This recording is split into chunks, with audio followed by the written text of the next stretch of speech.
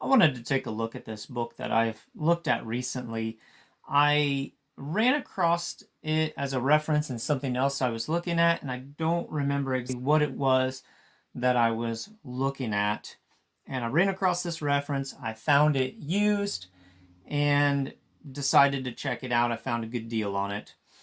This is Read Any Good Math Lately by David J. Witten and Sandra Wild. And this is aimed at teachers who are teaching mathematics concepts to children in the K through 6th grade range. And when we open this up and look at it, we see a chapter breakdown here. Fractions, estimation, big numbers, geometry. We've got addition and counting, subtraction, multiplication, and division. So it's broken down into these bigger math topics. We have measurements, games, and other exploration. We have these bigger topics, and then you can see, like under measurement, we have some subtopics here: weight, time, money, things like that. One of the things that I think is, for me, is the real benefit of this as a reference is that as we dig through the chapter, we will come to the end of the chapter and we have these great bibliography lists in here. So we have the children's books that are a part of the main emphasis of what they're talking about here, and then we have some deeper teacher resources which aren't going to be necessarily on the students level, but will help the teachers as they prepare.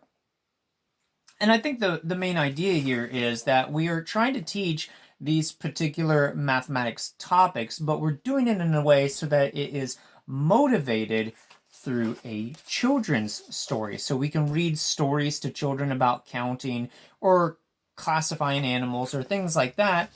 And then we can ask the students to reflect. So have them draw a picture of something related to the story, or take that one step beyond perhaps and have them draw a picture of something else that you want to relate the topic in particular to, and then they can draw a picture for that.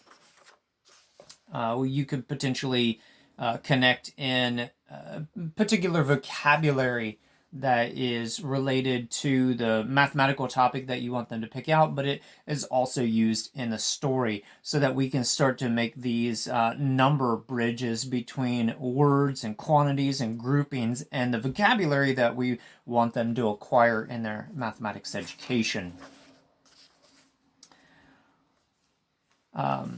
In the fractions section, I was a little disappointed. I did not see one of the fraction books that I have.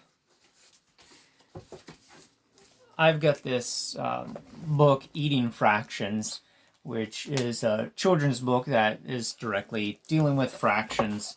And I got this from it's withdrawn from a library. And it's food motivated, and we all like to eat, so we get these nice food motivated discussions of fractions. I didn't see that listed in the book, but that's, I suppose, okay, because it does give me a list that I could go beyond what I already know. And that's really a goal for education, isn't it? So there's some student examples throughout here that the authors have collected and put together. My primary focus is not on the age group that is really the target audience for this. My wife works with younger students with math and science, so this might be something that is potential assistance to her and her coworkers.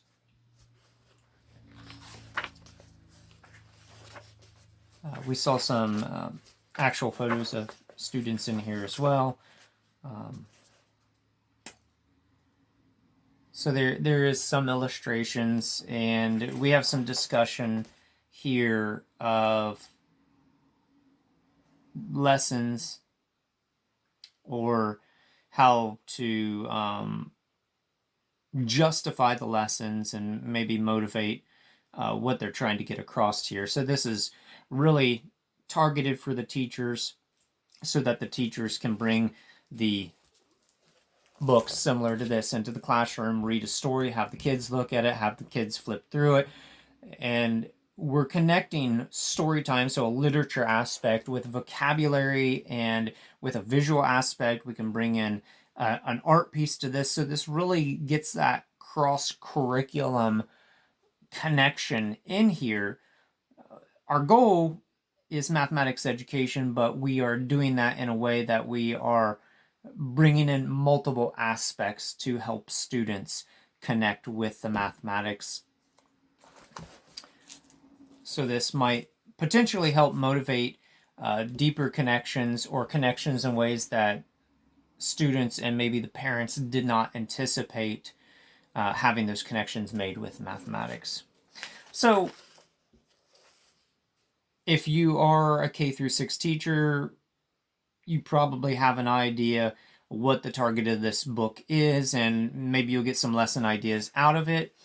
If you don't work in these grade levels, it doesn't hurt to see how more elementary topics are approached, because it may motivate some kind of supplemental or additional ideas that you can bring in for topics that may be lacking in certain areas with certain students. Or maybe you can just take the idea that they're presenting for this elementary range and bringing it into the classroom at whatever level that you are, whether it's middle school or high school or undergraduate studies.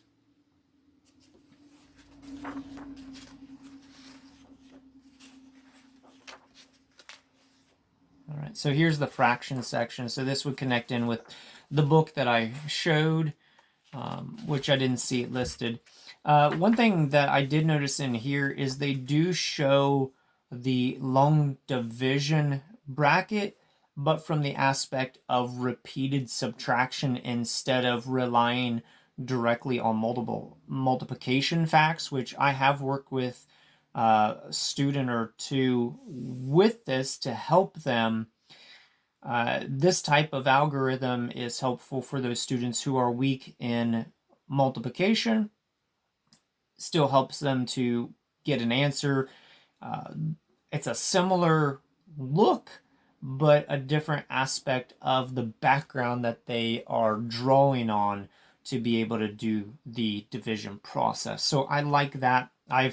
When I've done this with some students in the past, I've called this super long division, because it does take extra time and area on the page to be able to write this out, because we are having to rely on subtraction instead of our multiplication facts. So that draws it out a little bit because of the nature of what it's actually doing and how it's accomplishing that.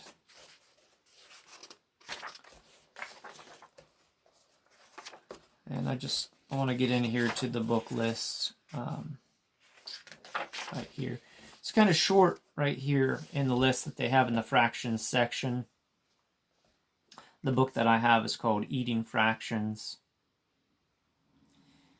and I didn't see that in here. The book Eating Fractions is by Bruce McMillan.